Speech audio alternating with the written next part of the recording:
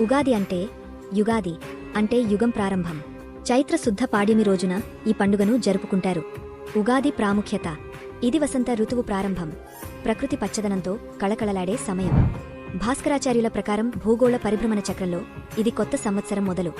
నూతన పంచాంగ శ్రవణం అనుసరించి భవిష్యత్తు ఫలితాలను గ్రహిస్తారు. ఉగాది పచ్చడి 6 రుచులు, జీవితానికి ప్రతిబింబం. ఈ పచ్చడిలో 6 రుచులు ఉంటాయి. అవి మన జీవితంలోని అనేక అనుభవాలను సూచిస్తాయి. తీపి అనగా సంతోషం, జీవితంలో ఆనందం, విజయాలు, సుఖసంతోషాలను సూచిస్తుంది. పులుపు అనగా ఆసక్తికర అనుభవాలు, జీవితంలో అనేక ఆశ్చర్యకరమైన, మార్గం మార్చే అనుభవాలకు గుర్తుగా ఉంటుంది. కారం అనగా కోపం మరియు సవాళ్లు, కొన్ని సందర్భాల్లో కోపం, సాహసం, ధైర్యం అవసరం అవుతాయి.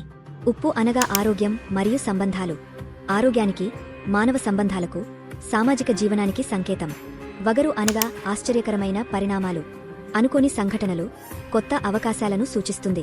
చేదు అనగా కష్టనష్టాలు, కష్టాలను ధైర్యంగా ఎదుర్కొనేందుకు, జీవితాన్ని సమతుల్యం చేసేందుకు గుర్తు.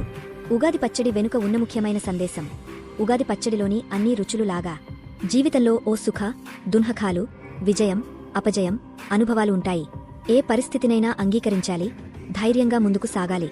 ఈ కొత్త సంవత్సరం అందరికీ అన్ని రంగాల్లో విజయాన్ని అందించాలి అని ప్రార్థిస్తూ ఉగాది శుభాకాంక్షలు.